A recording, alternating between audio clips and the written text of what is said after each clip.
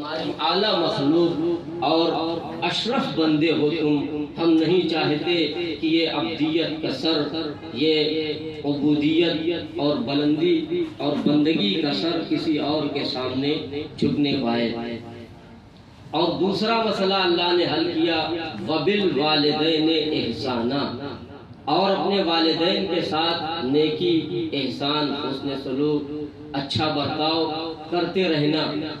عزیزان گرامی، یہ تو ہم سب جانتے ہیں کہ ہمارے والدین، اماں ابا، ماں باپ، یہ مجازی رب ہے، یہ مجازی رب ہے۔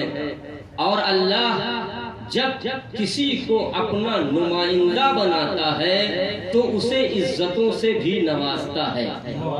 یہ طے شدہ مسئلہ اور تسلیم شدہ بات ہے کہ وہ خالق کائنات جب کسی کو نمائندہ بناتا ہے، ہادی بناتا ہے، رہبر بناتا ہے، ہدایت کرنے والا بناتا ہے تو اسے عزتوں سے بھی نوازتا ہے۔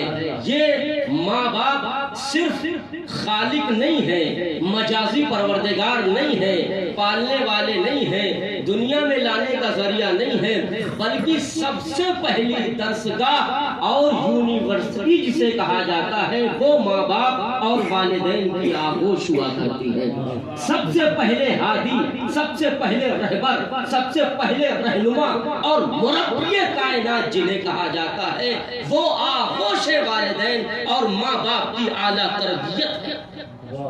یہ ماں باپ کی اعلیٰ تربیت ہے۔ اسی لیے لوگ کہتے ہیں کہ والدین کی وہ آغوش جو ہے وہ سب سے پہلی تربیت گاہ ہے جو بچے کو کامیابی اور سکون اور اطمینان کے ساحل سے ہمکنار کرتی ہے۔ عزیزان گرامی، کتنا مرتبہ ہے خالق کائنات، وہ عظیم ہستی جسے رب العزت کہا جاتا ہے، جو ہر لمحے یہ چاہتا ہے کہ اگر تم نے ہمیں خدا مانا ہے تو ہر جگہ جہاں جہاں اپنا تصور کیا ہے۔ اور عزیزان گرامی پہچانیے، پروردگار عالم وصیت کی بھی لفظ استعمال کیا ہے۔ 3 جگہ پروردگار عالم نے وصیت کی لفظ استعمال کی ہے اور ہر جگہ مباشر، کہیں ماں کا تذکرہ زیادہ کیا ہے۔ والدین کے ساتھ کبھی کبھی ابویہ کا تذکرہ آیا ہے اور کہیں کہیں والدین اور والدین کا تذکرہ آیا ہے۔ تو لفظوں میں فرق کیا ہے؟ تو علماء نے لکھا ہے کہ جہاں ابویہ کا تذکرہ آیا ہے وہ ابوت سے ہے، وہاں باپ کی جہاں مشقتیں زیادہ ہیں وہاں ابویہ کے لفظ کو استعمال کیا ہے، اور جہاں والدین اور والدین کی لفظ استعمال کیا ہے وہاں ماں کی عظمتوں کو زیادہ خیال رکھا ہے۔ اسی لیے آواز دی وَوَصَّيْنَا الْإِنسَانَ بِوَالِدَيْهِ حُسْنًا، ہم نے انسان کو وصیت کی ہے کہ وہ اپنے والدین اور اپنے ماں باپ کے ساتھ احسان، حسن سلوک کرے۔ دوسری مرتبہ پھر ارشاد فرمایا وَوَصَّيْنَا الْإِنسَانَ بِوَالِدَيْهِ حَمَلَتْهُ أُمُّهُ وَهْنًا عَلَى وَهْنٍ، والدین کے بعد فوراً ماں کا تذکرہ کیا۔ ہم نے انسان کو وصیت کی ہے کہ وہ اپنے والدین کے ساتھ نیکی کرے، ہم نے والدین کے ساتھ وصیت کی ہے۔ پھر اس کے بعد تذکرہ کیا حملتہ امہ وہنا علی وہن، اور ماں کا فوراً تذکرہ کیا والدین کے بعد۔ کیوں؟ اس لیے کہ ماں ہی وہ ہے جو پریشانیوں پہ پریشانیاں، مصیبتوں پہ مصیبتیں، مصائب پر مصائب برداشت کرتی ہے اور اٹھاتی ہے۔ پھر آواز دی انشکر لی ولوالدیک وإلی المصیر، میرا شکریہ ادا کرو اور فوراً میرے شکریہ کے بعد والدین کا شکریہ ادا کرو۔ پھر تیسری جگہ آواز دی وَوَصَّيْنَا الْإِنسَانَ بِوَالِدَيْهِ إِحْسَانًا حَمَلَتْهُ أُمُّهُ كُرْهًا وَوَضَعَتْهُ كُرْهًا، اس نے مصیبت کے ساتھ تمہیں اٹھایا ہے، مصیبت کے ساتھ جنا ہے، تو ہم نے والدین کے ساتھ وصیت کی تو ہر جگہ ماں کا تذکرہ آیا ہے۔ عزیزان گرامی، پھر آگے بڑھ کے قرآن مجید آواز دیتا اسی آیت کریمہ میں وَقَضَىٰ رَبُّكَ أَلَّا تَعْبُدُوا إِلَّا إِيَّاهُ وَبِالْوَالِدَيْنِ إِحْسَانًا إِمَّا يَبْلُغَنَّ عِندَكَ الْكِبَرَ أَحَدُهُمَا أَوْ كِلَاهُمَا فَلَا تَقُل لَّهُمَا أُفٍّ وَلَا تَنْهَرْهُمَا وَقُل لَّهُمَا قَوْلًا کریمًا۔ اللہ اکبر، سورہ اسراء کی آیت ہے، 23ویں اور 24ویں آیت ہے، آپ اندازہ کر سکتے ہیں جس آیت میں نبی کی معراج اسی آیت میں ماں اور باپ کی عظمتوں کی معراج کا تذکرہ کیا جا رہا ہے کہ دیکھو ہم خالق ہیں، ہم مالک کائنات ہیں، ہم تمہارے پروردگار ہیں۔ ہم نہیں چاہتے کہ بچہ ہماری مخلوق ہر آن ہر لمحہ ہماری عبادت میں صرف کرے، ہماری بندگی میں صرف کرے۔ جب ہم یہ نہیں چاہتے کہ ہمارا بندگی کبھی بھی کسی آن اور لمحے ہماری بندگی سے غافل ہونے پائے، اسی طرح ہم یہ نہیں چاہتے کہ کوئی بچہ ماں کی عظمتوں سے غافل رہنے پائے، ماں کی عزتوں سے غافل رہنے پائے، ماں کی مکرمتوں سے غافل رہنے پائے۔ اے پروردگار تو جانتا ہے نہ ہم ماں باپ کے احسان کا بدلہ اتار سکتے ہیں، نہ ہم ماں کی عظمتوں کے احسان کو اٹھا سکتے ہیں، نہ ہم ان کی عزت و تکریم میں اتنی عزت دے سکتے ہیں۔ پھر پروردگار عالم کیوں کہہ رہا ہے وَقُلْ رَبِّ ارْحَمْهُمَا كَمَا رَبَّيَانِي صَغِيرًا؟ جیسے انہوں نے بچپنے میں، اور کس سے کہا جا رہا ہے؟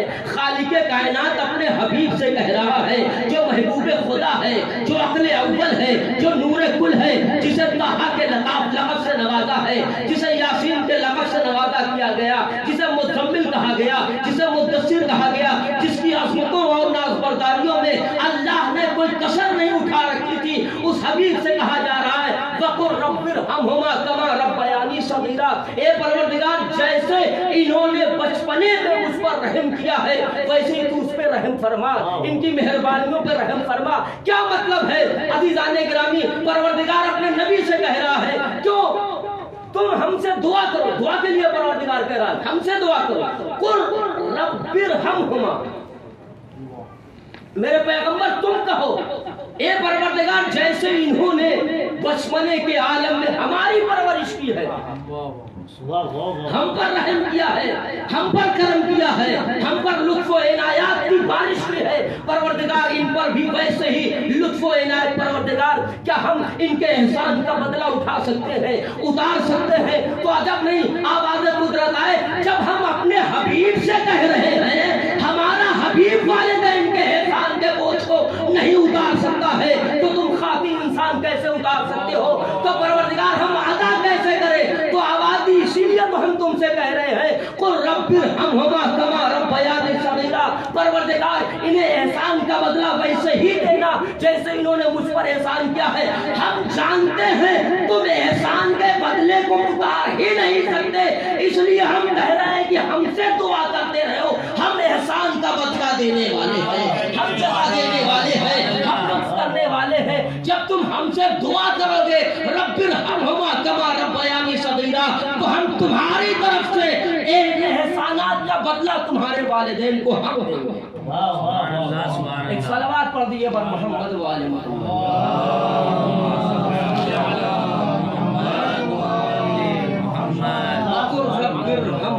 کما ربیانی صغیرا، ہم سے دعا کرتے رہو۔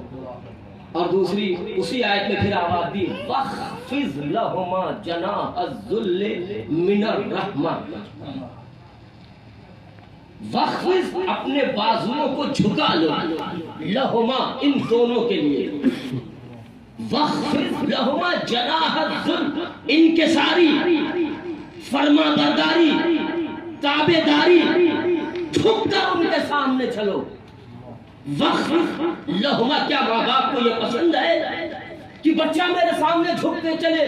نہیں، ہر ماں باپ چاہتے ہیں کہ ہمارا بیٹا بلندیوں کو چھوئے، ہمارا بیٹا تندرست اور توانا ہو۔ اور ظاہر سی بات ہے جب آدمی اس جوانی اور ان فوان شباب کے عالم میں ہوتا ہے تو چڑھی ہوئی مچھلیاں، نکلتا ہوا قد، ابھرتا ہوا سینہ اور یہ چہرے پر شباب اور رانائی کا عالم ہوتا ہے تو ظاہر سی بات ہے یہ گدگدہ بدن ہوتا ہے اور ہر طرف سے انسان اکڑا ہوا لگتا ہے۔ تو کیا کہنا پروردگار عالم کا والدین کی عظمتوں کو اللہ سنانا اور بتانا چاہتا وَخْفِضْ لَهُمَا جَنَاحَ الذُّلِّ مِنَ الرَّحْمَةِ۔ دیکھیں لفظ ذل بھی رکھا، رحمت بھی رکھی ہے۔ وَخْفِضْ لَهُمَا جَنَاحَ الذُّلِّ مِنَ الرَّحْمَةِ۔ دیکھو جب ان کے سامنے والدین کے سامنے آؤ تو ہم جانتے ہیں تمہارا 22 برس کا سن ہے، نکلتا ہوا قد ہے، چوڑا سینہ ہے، 56 انچی کا سینہ ہے، کہہ لیجئے نکلتا ہوا بدن ہے، یہ رخسار نکلتے ہوئے، یہ بڑی بڑی آنکھیں ہیں، یہ بازوؤں کی مچھلیاں ہیں، شباب کا عالم ہے، تم اکڑتے چلتے ہو، ہم یہ نہیں چاہتے جب والدین کے سامنے آؤ پروردگار کیا مطلب وقفز لہما جناح الذل من الرحمہ، ان کے سامنے آؤ تو انکساری کے ساتھ آؤ، لطف و کرم کے ساتھ آؤ، بازوؤں کو جھکا کے آؤ۔ پروردگار کیا مطلب؟ آواز قدرت آئے گی، ہم جسمانی برتری بھی تمہاری والدین کے مقابلے میں برداشت نہیں کرتے۔ ہمارے کہنے کا مقصد یہ ہے وَخْفِضْ لَهُمَا جَنَاحَ الذُّلِّ مِنَ الرَّحْمَةِ، ہم جسمانی برتری تمہاری۔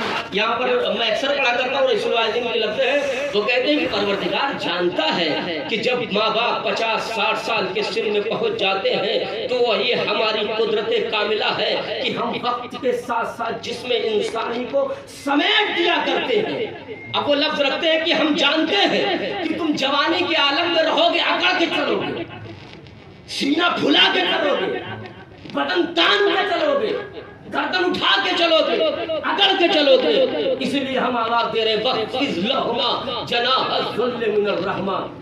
تو پروردگار، وہ رئیس الوالدین کہتے ہیں کہ پروردگار جانتا تھا کہ بندہ اس وقت جوانی کے عالم میں ہوگا اور ماں باپ بڑھانے کے عالم میں ہوں گے، اور ان کا سمٹا ہوا وجود ایسے ہوگا جیسے وقت کی رفتار نے ان کے جسموں کو سمیٹ کر بٹوا بنا دیا ہو۔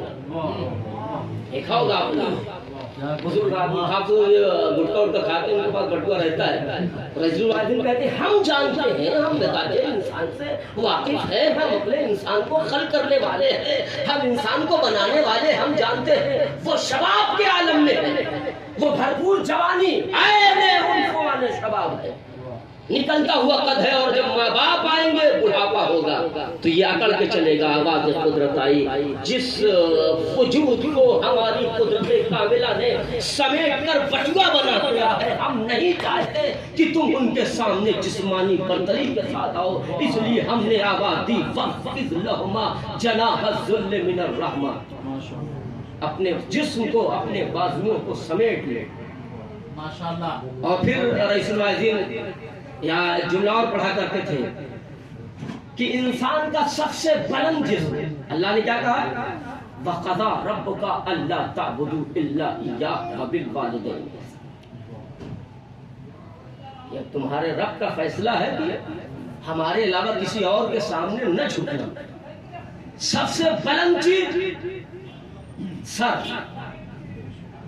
اس کے بعد بازو، اور ایک ہے دل۔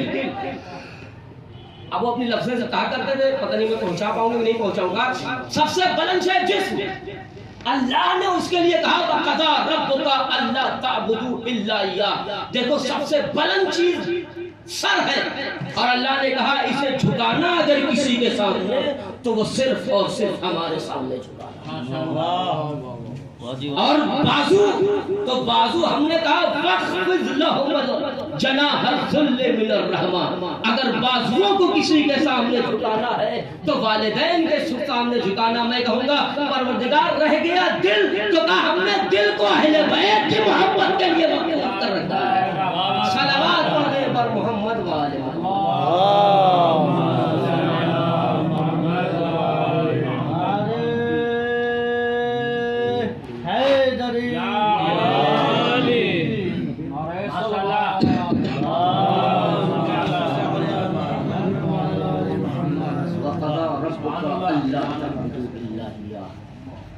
اور ماں کی دعائیں اور واقعات آپ سنتے رہتے ہیں۔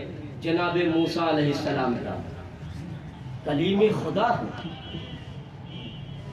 کونوں مشکل اٹکتی تھی اللہ کے فوراً پہنچ جاتے تھے، کلیم خدا تھے نا، اسی لیے اللہ نے انہیں کلیم کہا، کلم اللہ موسیٰ تکلیما۔ ہم نے موسیٰ سے بہت بات کی ہے، اپنا کلیم بنایا۔ ایک دن دوران مناجات انہوں نے کہا